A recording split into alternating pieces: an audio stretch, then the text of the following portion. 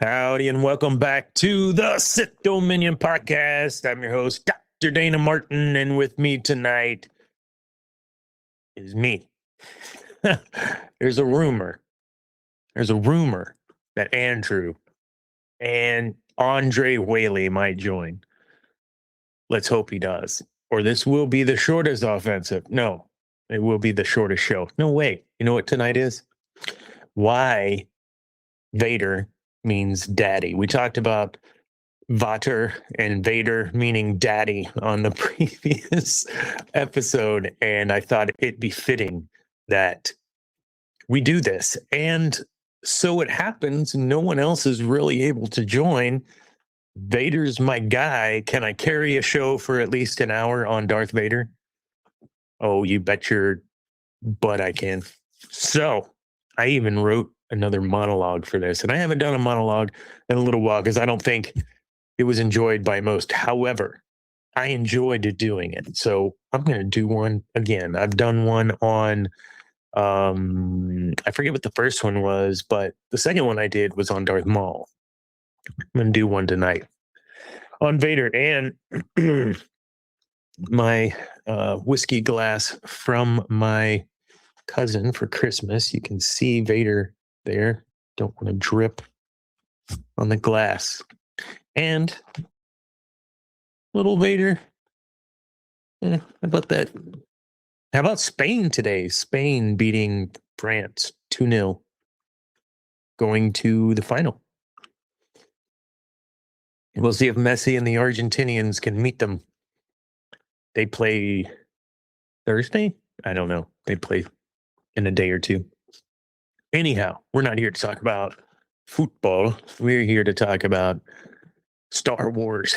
Thought I'd go through a couple of things before we jump into Darth Vader. First of which, let me share my screen. We had some news come out over the last week. Let's see, what am I sharing? Here we go. Yeah, so Mando and Grogu are coming soon. Oh, I just shared the wrong thing. Oops. Oh, for Pete's sake. Yeah, that's it. This one. Mando and Grogu coming to digital and download, and that's a pretty cool case. I'm not gonna lie. Disney looks like they're stepping up their game with this. I love the steel case versions of those movies too at times. It's freaking awesome. So here we go. It'll start streaming on Amazon Prime, Apple TV, Fandango on July 21st, and 4K Ultra HD Blu-ray on August 25th. I don't remember if it said when it was coming to Disney Plus. I think this is only,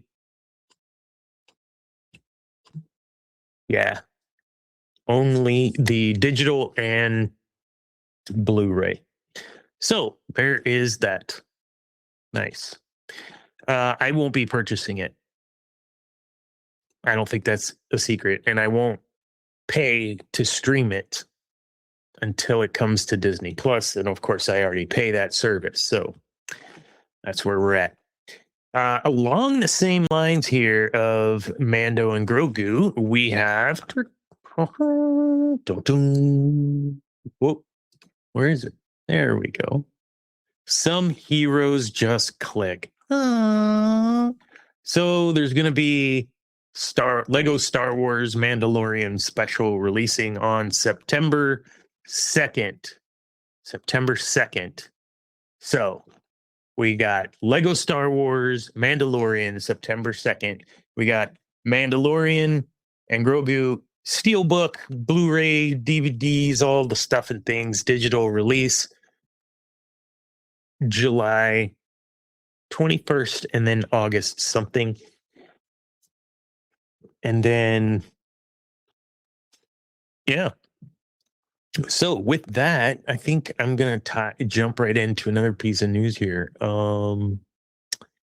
There is, if we go to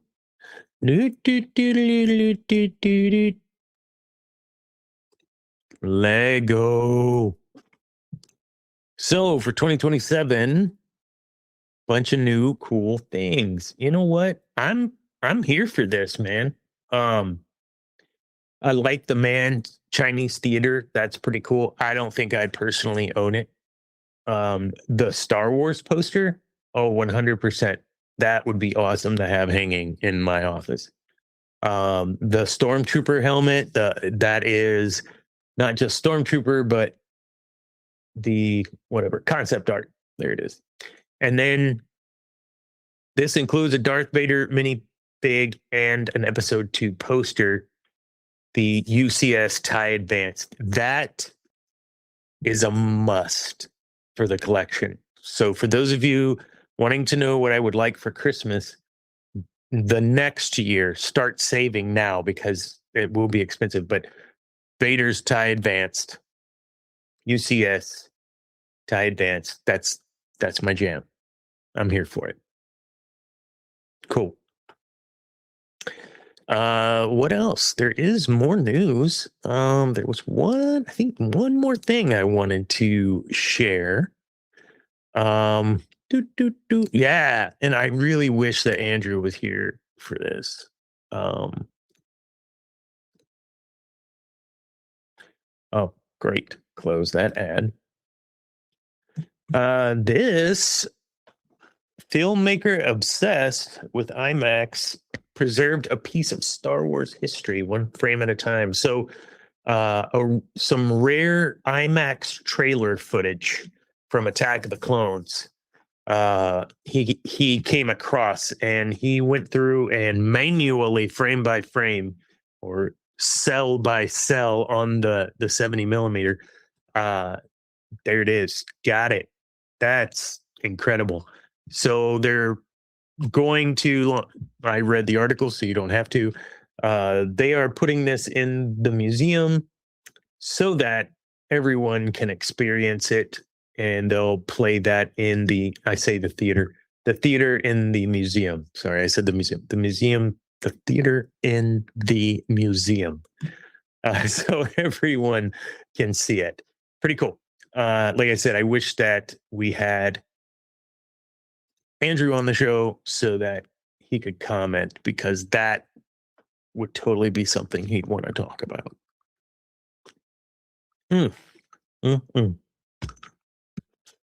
And yeah, look at that.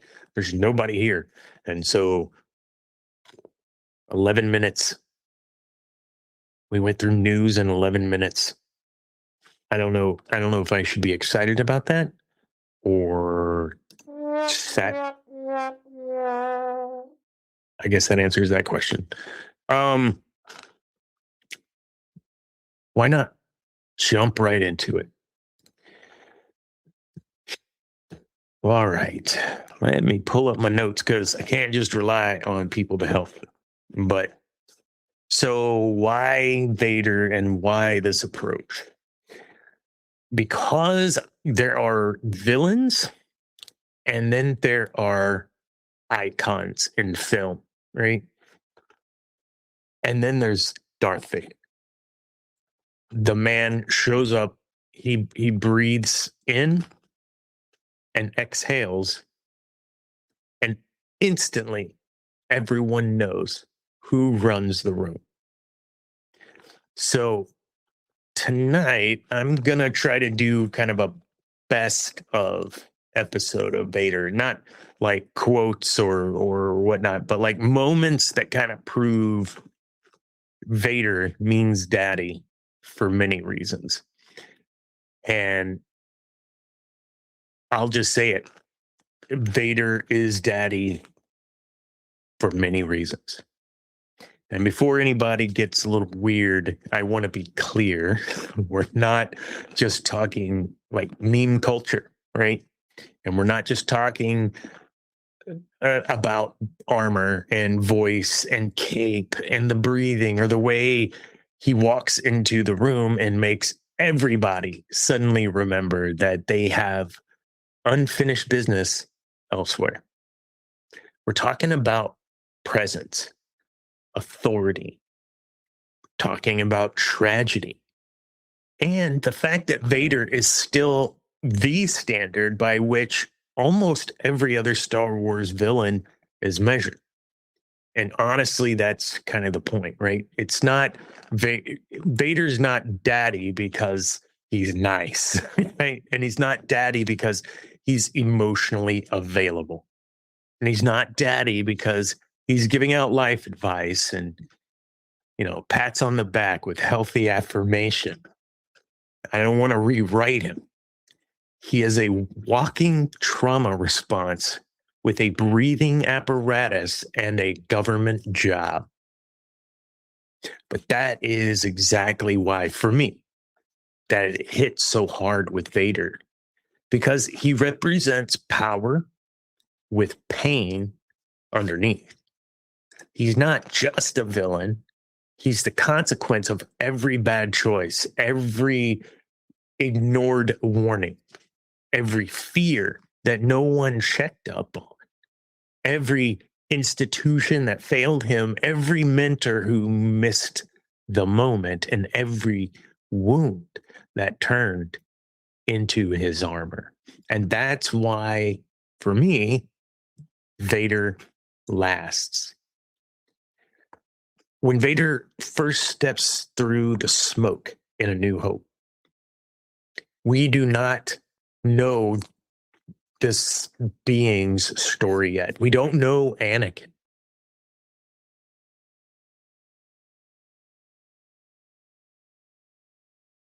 That term yet.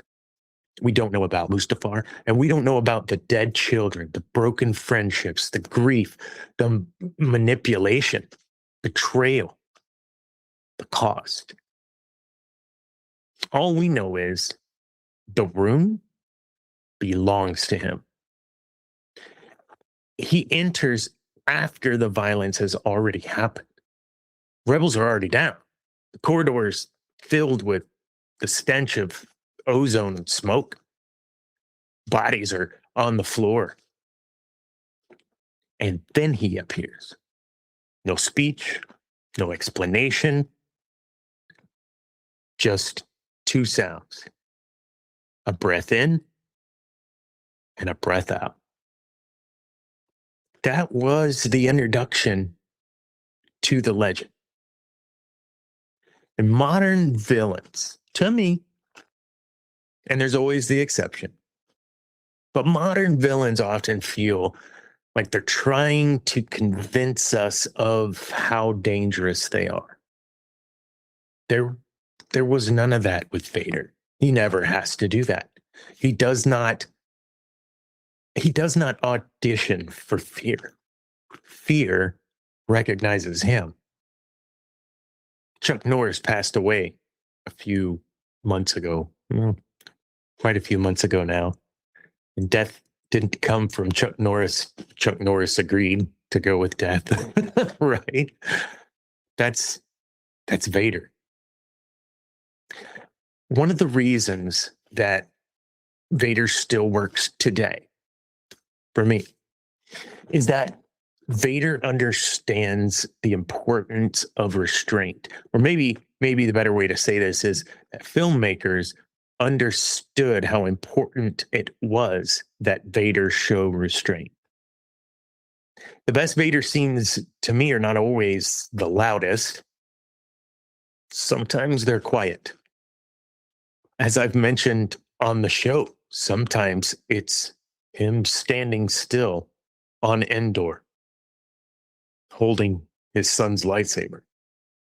Sometimes he's saying very little. Sometimes he's just watching. And that's enough. And that's why Cloud City, dinner scene, that scene in Empire is perfect. Han opens the door. Vader's already there. He's already seated. He's already in control. Han fires, of course. There is no Han shot first, right? Han is a scoundrel. He's threatened. He's going to shoot. So Han does one of the most Han Solo things Han Solo could do. And Vader rises, blocks the shot like he's swatting away a mosquito. He doesn't jump. He doesn't flinch. He's not even impressed that this is the guy that daughter brought to dinner. I know he doesn't know yet. But that scene is so disrespectful, like in the best way.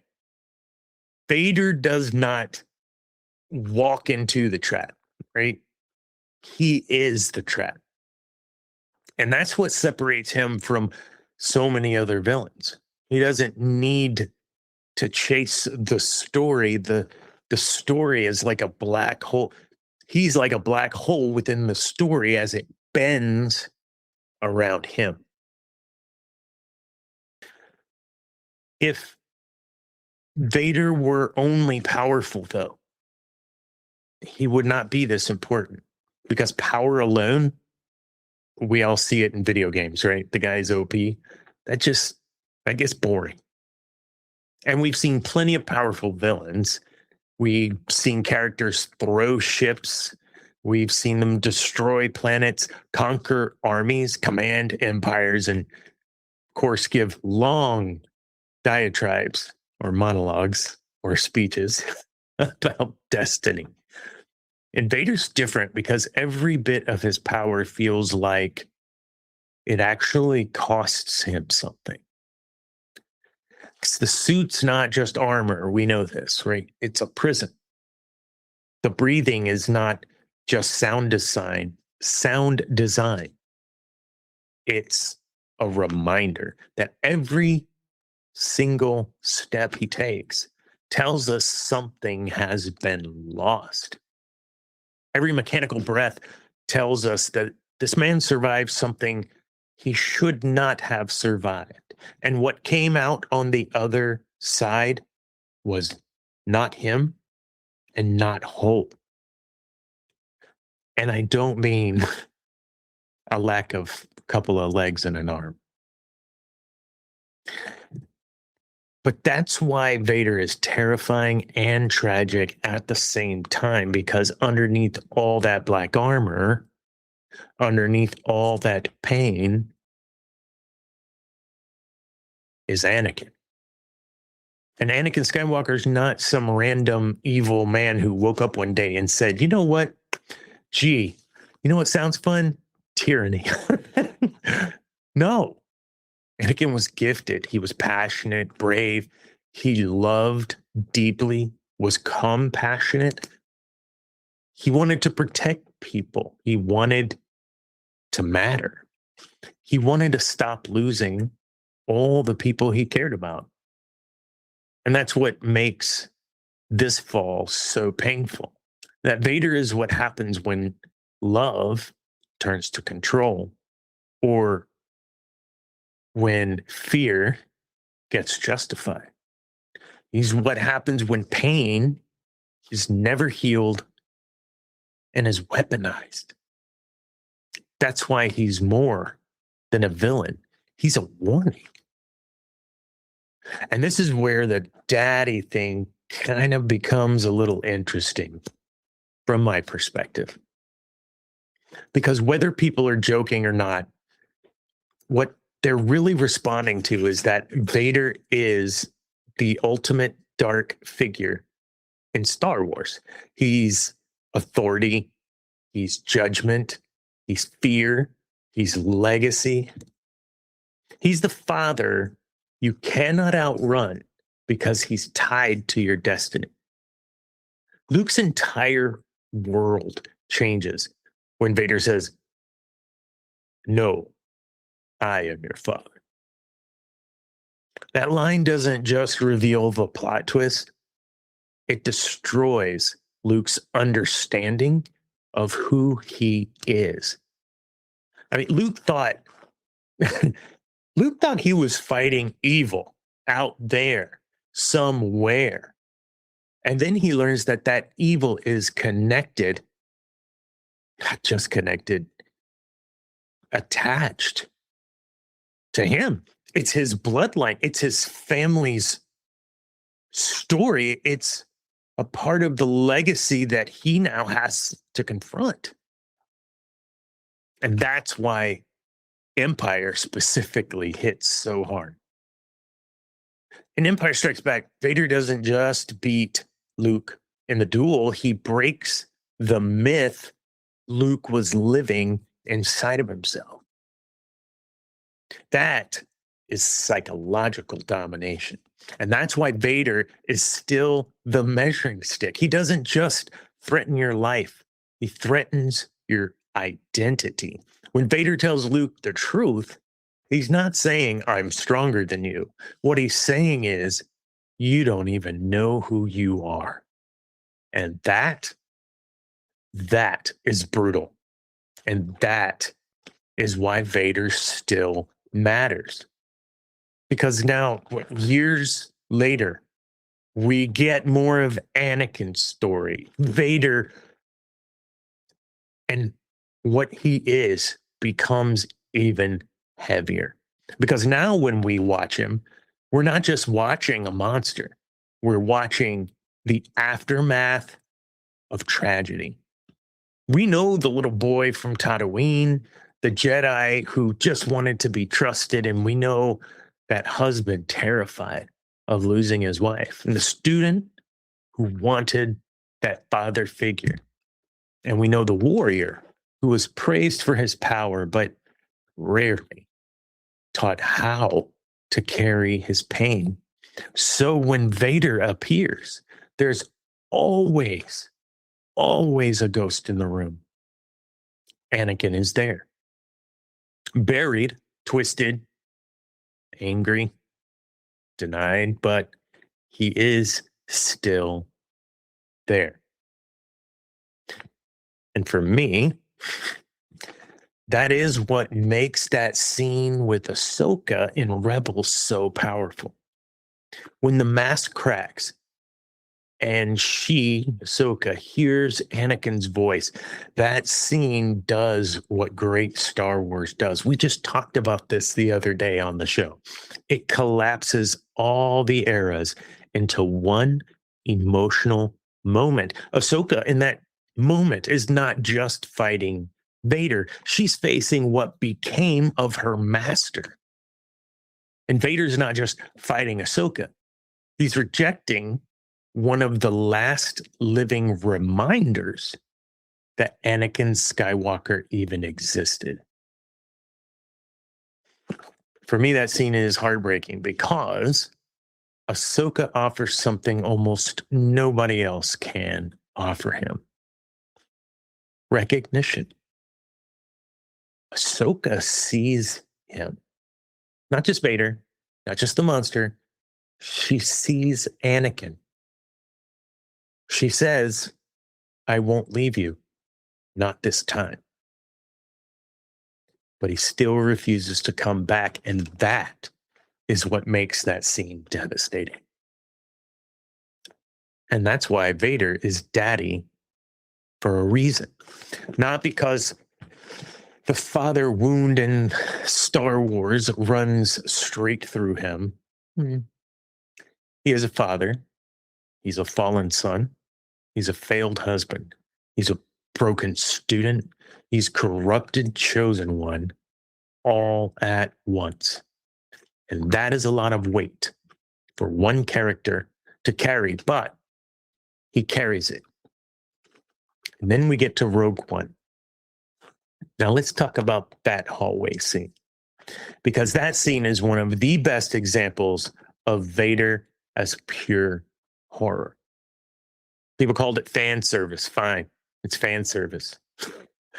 But is it fan service that understands the service? It is fan service that understands the service. That scene works because it shows what Vader is to ordinary people. Not Jedi, heroes, just soldiers. Just people trapped in a hallway with a freaking nightmare. The lights go out. You hear the breathe in. You hear the breathe out. The red blade ignites, and suddenly this is not an action scene anymore. It's a disaster movie. It's a horror film. Vader's not fighting those people. He is happening to them. That's the difference. He moves through them with such terrifying calm. No panic, no wasted motion, no emotional spike, just forward inevitability. That's why that scene lands so hard, because for a few minutes, the audience remembered what the galaxy feels like when Vader shows up. Not excitement, dread. And then the Obi-Wan Kenobi series gave us another layer. The broken mask scene between Obi-Wan and Vader is one of the most important Vader moments we have seen in modern Star Wars. I know you would disagree, Cameron.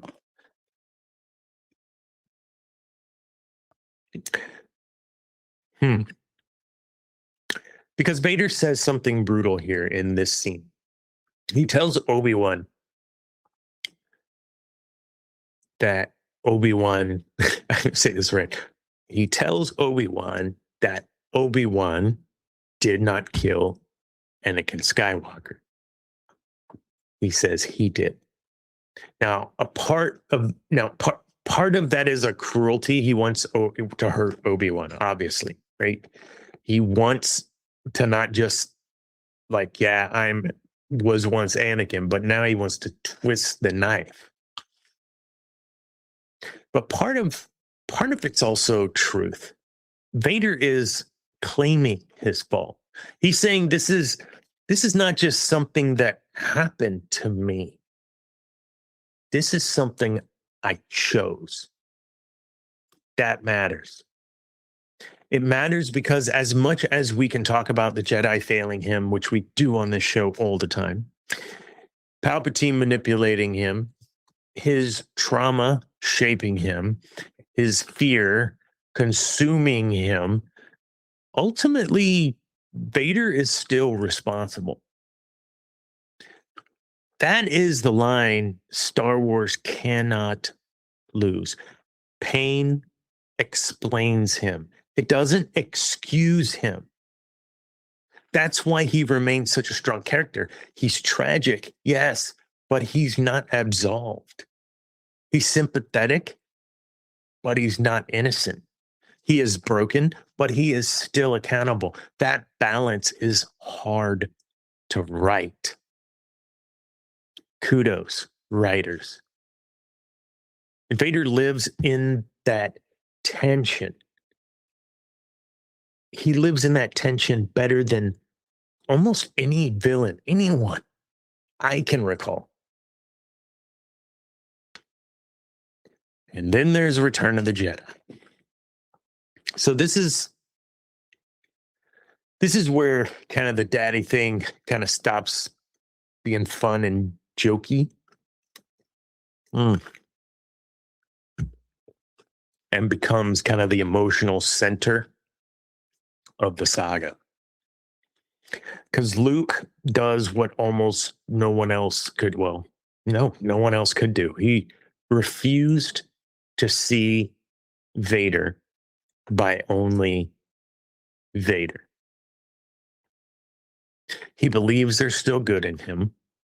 And the entire ending, and we've gone through this ad nauseum on the show, but the entire ending depends on whether the father can still choose the son over a master.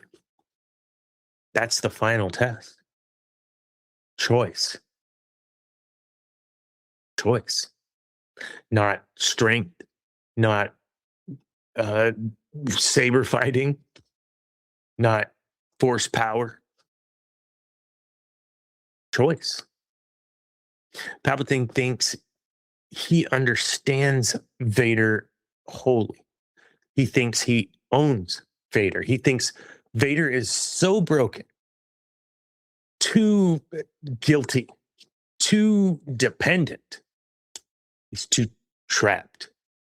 He's my prisoner. And to be fair, I mean, Papa Palps had every right to believe that. He built Vader. He fed the fear. He created dependency. He gave Anakin the language of power when Anakin was drowning in loss. And so, yeah, Anakin gains, becomes Vader from Palpatine. But Luke gives Vader something that Palpatine never could. A reason to stop obeying. That's the moment that Anakin returns, right? Not because he gives this speech or wins this duel, right? Not because the music, thank you, John Williams, but not because the music tells us everything's okay now. He returns because he chooses to save his son. And that's why Vader's redemption works when so many other villains just don't quite get there.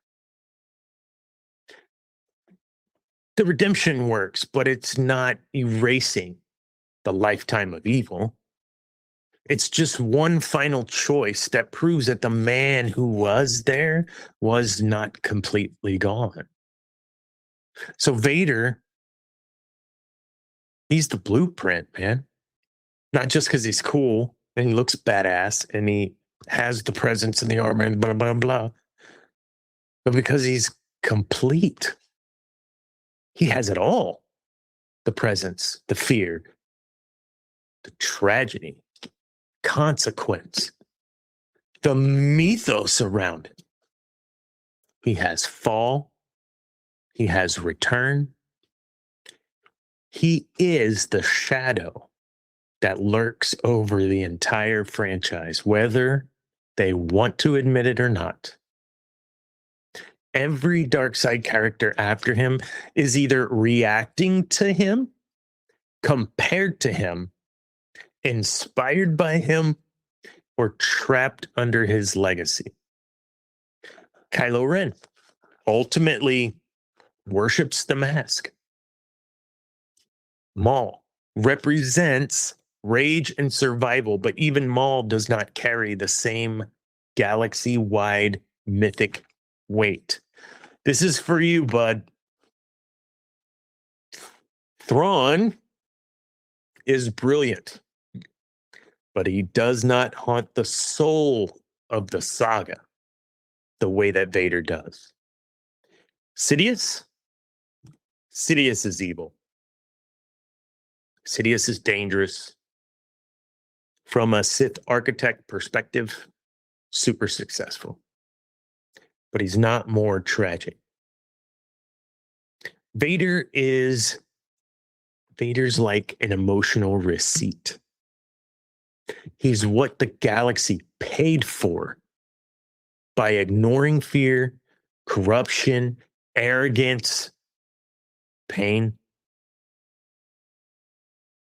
He is the receipt for the galaxy ignoring, for the Jedi ignoring, for the Jedi's complacency. He is the F-A-O.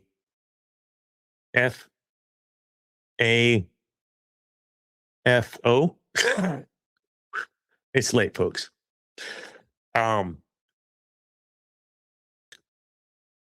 What was I saying?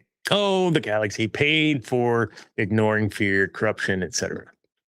But that really is why he owns the room. It's why he owns the franchise. He always will. And it's kind of fitting, I think, that I'm here by myself tonight, because I don't know that they feel as strongly about this as I do. I just said this, that Vader owns the franchise. He is the franchise. I know you're going to say Luke Skywalker, but you don't have Luke without Vader. His best moments still hit, and all of this stuff is why Vader is daddy for a reason. Not just because not because he should be admired without question and redemption, but no, he is the dark father of Star Wars. He's the warning, he's the wound, he's the authority, he's the tragedy, he's the monster that came from a man. And every time that breathing begins, we remember something important, that the dark side does not always arrive screaming. Sometimes it walks slowly through the smoke and everyone else gets quiet. That is the opener for our show tonight. Whew, I can't believe that. I swear I read it a lot faster. I think a lot of times whenever I go through it, I do this with my coaching and speaking gig too. I'll write it and then read through it, edit it, read through it, and then I have to stop reading through it because I'm just skimming, and then you get lost when you read it on air. It's fun. So what I thought would be fun would be to, after the tiresome monologue, that we would look at different things about Vader. And I was hoping to have some people join, and they would. Is someone trying to? No, there's no chat. They would bring these, and we'd argue as well on what we agreed or disagreed on. But the first kind of thing, what is not top fives or whatever for Darth Vader, but for Darth Vader, what is the best Darth Vader entrance? And it can be any entrance. And the thought is probably we would end up having Vader on with Ezra, right? Vader on the TIE fighter coming in. I talked about in the monologue the A New Hope entry. To me, as a kid in '77, yeah, that was scary as crap, man.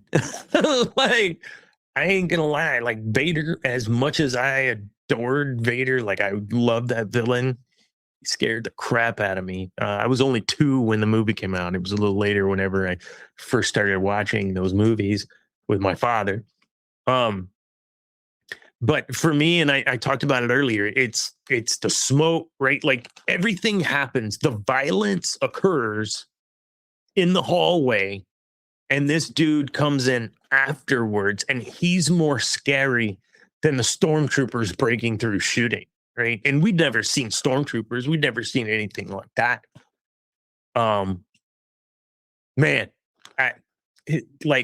so his first, if we can, like the lessons of Vader. I do have this book. My wife, it's gotten this for me, Be More Vader. That's right. It reminds me a lot of one of my other books that I have.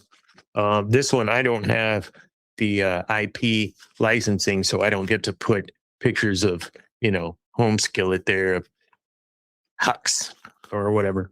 Anyhow. So yeah, lessons with Vader, the first one, presence, right? Bodies on the floor, smoke, dead quiet. All you hear is this, because the ship Tantive 4 was under attack. Yeah. He doesn't say anything either when he first comes on, right? Like and everyone just gets him. Everyone already knows what his intentions are. Freaking Vader. One second.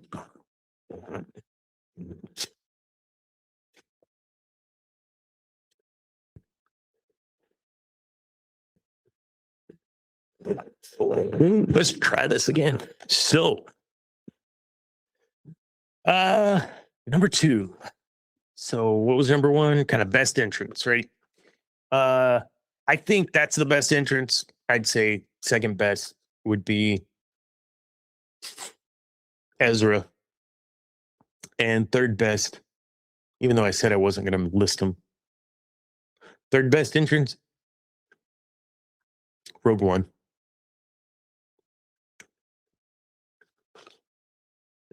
All right. That I'm going to also talk about here for number 2, which is best display of power. Same hallway scene that I think's top 2.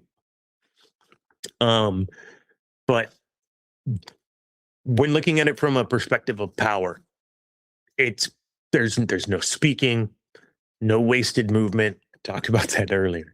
It shows there's this mythos around him that they freaked the frack out, right? As soon as that saber lit, it was over. It's not it's not a fight scene. It's like a disaster event. It's a natural disaster. Do you here's a no one's watching at the moment, but drop it in the comments, right? Do you think the Rogue One hallway scene was too much fan service? Leave a comment below and we'll circle back to that because I talked about fan service earlier. I don't think so, but I don't want to sway you. I think it was just the right balance. It gave us a little more of Vader than we had seen and gave us, I don't know. I don't know how to articulate that, but yes, no, not too much fan service. I think it was perfect. What about psychological moment? This is tough for me because, of course, the dinner scene, I think, is one of the most incredible psychological moments of a villain in any movie, quite frankly. In Empire, the dinner scene in Empire. One, as I stated earlier, it shows Han being Han, right? Like just quick draw and shooting. Had Vader not been Vader, Han was dead eye would have killed him. I mean, it was right there. And of course, Vader's blocking it. That's a close second. I think psychologically, that really threw the crew, Leia, everybody. Yeah. So I think though number 1 has to be the I am your father. And I say that because it's not that I just took your hand and your saber, so now you're defenseless. He digs the knife into the wound that he's been beaten by saying, I'm your father. Like now, daddy just whooped you, and you're not who you think you are.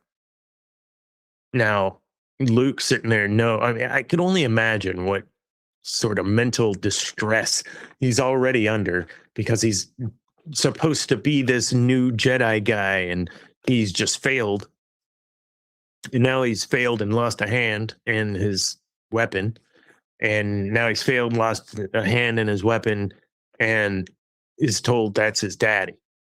And that this evil is legacy that now potentially lives in him. I mean, jeez. He is the father that Luke never knew. And Luke has to reconcile that. Like, in a matter of moments, he's beaten and then stomped. The deadliest thing Vader ever did to me was, it wasn't swinging the saber, right? It was, I'm going to tell you the truth at the worst possible moment. That's my number 1. What's yours? What else did I have here? Best intimidation scene. Think about that. So Vader, one of his awesome characteristics is his level of intimidation. So there was the mythos that follows him, right? His reputation preceded him. What's more intimidating? The scene in Empire Strikes Back. I have to go with two Empire Strikes Back scenes. The first, I'm going to say the dinner scene. That's some intimidating shit, man. Walking in and you think you're going to have a meal with your buddy Lando, and Vader just blocks. Vader blocks your blaster bolts with his hand. Give me a break. And then yanks your blaster from you with his other hand. What are you supposed to do? What are you supposed to do? That's intimidation. The other one is in that same movie with Lando Calrissian, where Lando gets a little, hey, you said that was never part of the deal. And it's part of the deal now. Pray I don't whatever. Alter it further. Point is, that moment, that's one of those, man, for me. Intimidation. Because Lando, big and bad, I'm Lando Calrissian. Yeah. Mm-hmm. Yeah. I think honorable mention, we have to go with Admiral Monty getting choked out. That was fun. That was intimidating. And especially in 77, no one had ever seen anything like that. It was amazing. That. Awesome. That dinner. Man, that was something. There's so many things about that scene. I would have loved to have been in the writer's room for that. Kasdan and George Lucas. So we talked about Vader and tragedy. What would you say is the most tragic moment that Vader experienced? Sit on that for a second. What's the most tragic moment Vader experienced? Some may say finding his mother. Others may say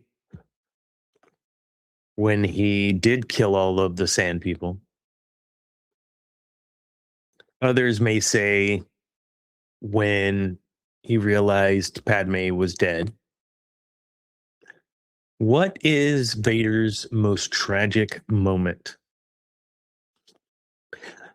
Dr. Dana is going to say watching Luke get electrocuted in Return of the Jedi. That was the most tragic moment in his life. Stick with me. A very tragic moment, a moment of confusion, assisted in Anakin's fall to the dark side. One may agree. This is the only way to save Padme from her dying, which I'm dreaming about. Oh no, I just reacted instead of thought shit through, and now Mace Windu is out the window. I have no choice, really, at this point. What am I going to do? Tragic. If you've ever had a child that you've seen suffer, there is nothing more tragic than that. From my perspective. So for me, Vader watching Luke get tortured by Palps in Return of the Jedi, the mask he's wearing can't hide the pain he's feeling in that moment. The body language gives him away. A father's love finally, which is the one thing that Palpy didn't count on, father's love overruled the Sith. It's in that moment that Anakin returns, before the helmet even comes off. And the tragedy of Vader is that monster is real. but so is the man that's trapped behind it.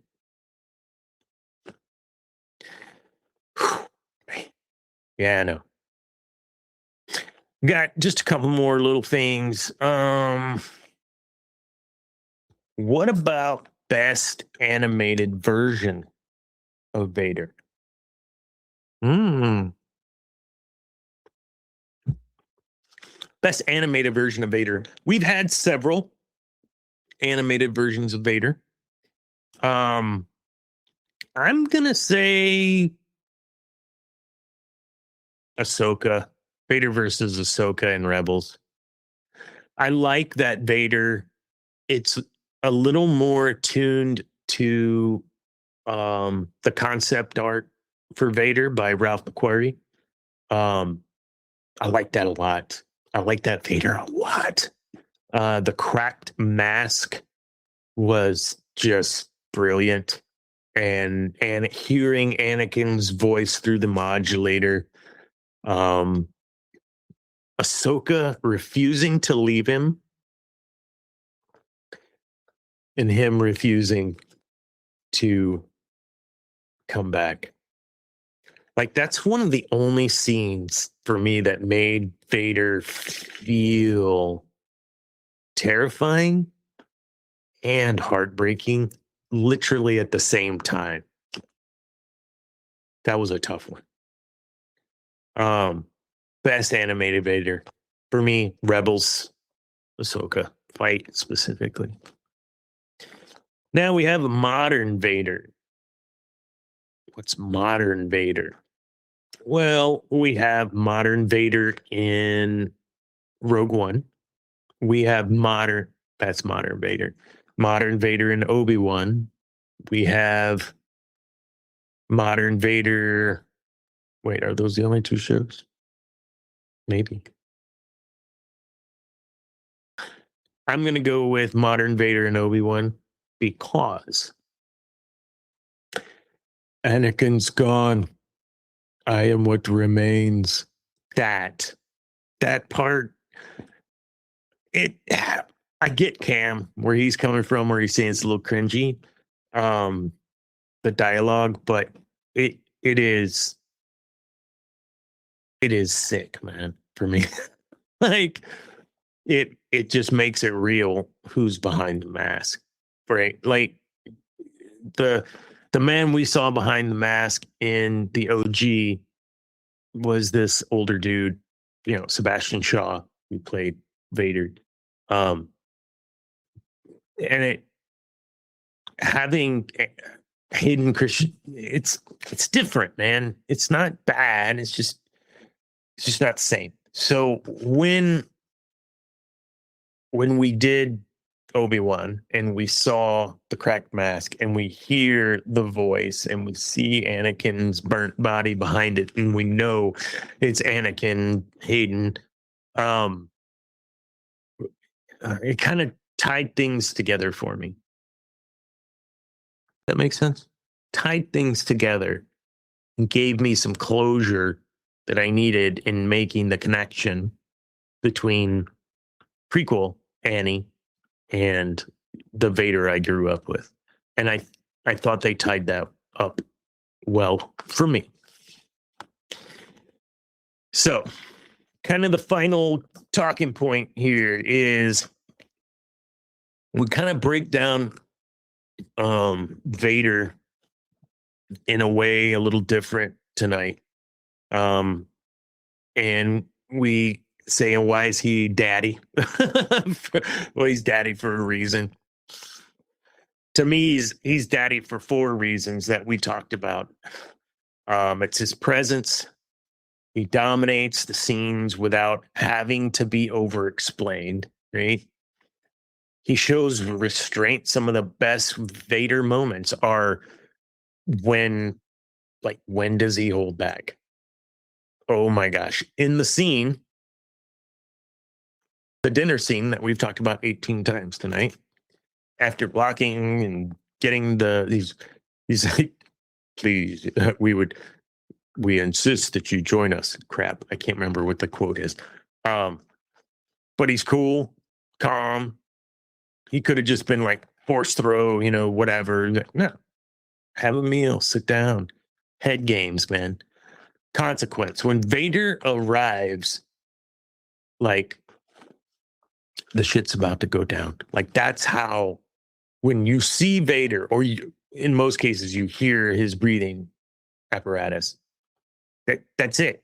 Something changes. The tone, there's a chill in the air. Something changes. And then lastly, tragedy. He's not just evil.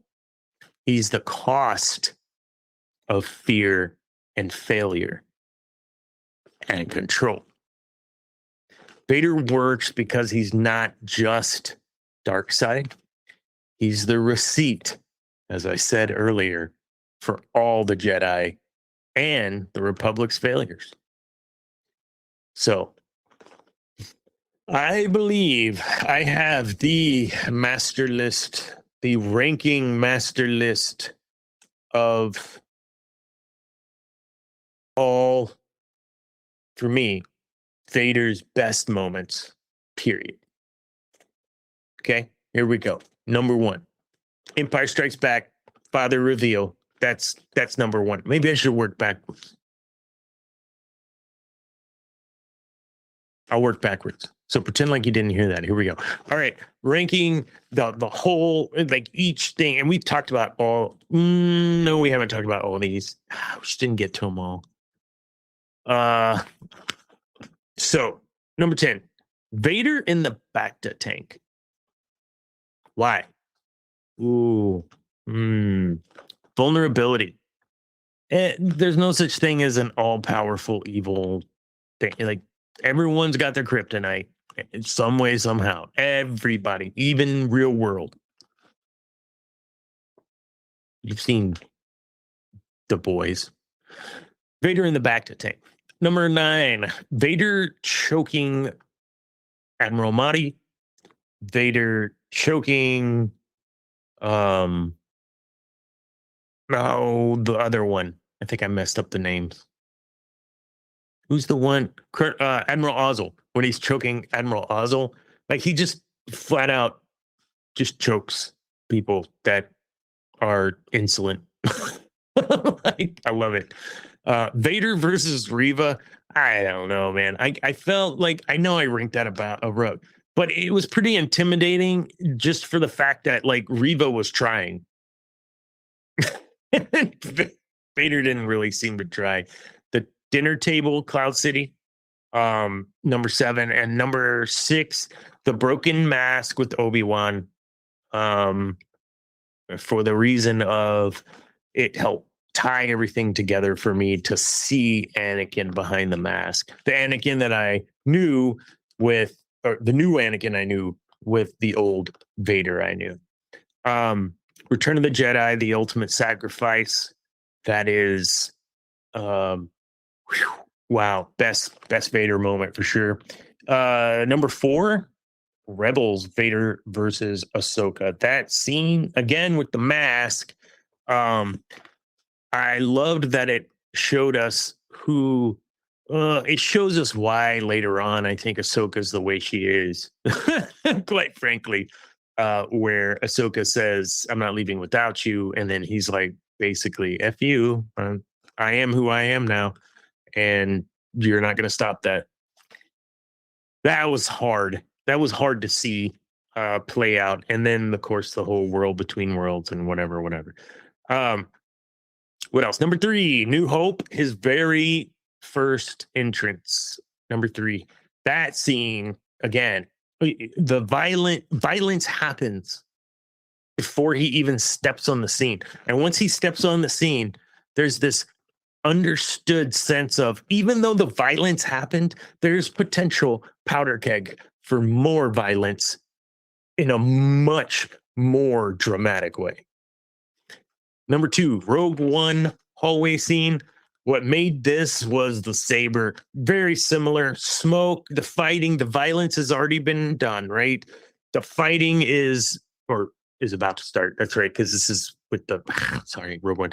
He unites the saber, and now you've got him, nothing wasted, right? Every swing of the saber, every move of his arm, everything is intentional. and it's minimized his effort to do maximum damage. Nothing like that hallway scene. And number one, Empire Strikes Back, the father reveal at his lowest point, losing an arm, losing the battle, thinking the rebellion is pretty much probably over and he's a shit Jedi. Luke gets told, oh, by the way, this evil being in front of you is your daddy. You're not who you think you are. You need to question everything and just die or join me. Those are your choices. Yeah. Vader. It's my dog. Whenever I talk and don't have co-hosts, I don't get through the whiskey. Wow. What a show. Vader is not iconic because he is powerful. Vader is iconic because every single time he appears, everything gets heavier in the room. Darth Vader, man. That is the short show for tonight because, yeah, I've said all I can. There's probably more we could talk about Darth Vader, but we're good. What do we got tomorrow at 12 o'clock Central? Join me on YouTube or LinkedIn or Facebook or Twitter for Communo What podcast. Communo What Wednesdays. We'll talk about communication. We're wrapping up we did control last week, and this week we're doing all 5, just talking about communication, all 5 of the Communo What framework from intent to control, how to be a better communicator. And I know Zane's got a ton of shows coming up. Go to I didn't even do any of these scrollies tonight, folks. Sorry about that. Let me put Zane's ticker up. Boom. Zane Martin Music. Zane _Martin _music. He's playing, I think, now in 4 bands, playing drums for like 4 bands around Central East Texas area. Go check him out. Thomas Babiak, he plays for, I don't know, Brian Wilson. No, not Brian Wilson. I don't know, tons of people. John Brewer. I don't know, folks. Also, go check out our buddies over at Feast of Fandoms. And also go check out Outcast Cantina, Spooky Jawa. Who else? Oh, House of Vizsla. Don't forget House of Vizsla. And Colisee, Texas. Badass prog metal band out of the Houston area. So, yes, I will. This is Cam's view, DFlock USA. That's also my view. I'm not afraid to say it. Listen, folks, this was fun. We will catch you all next week. Always remember that peace is a lie and there's only passion. Good night.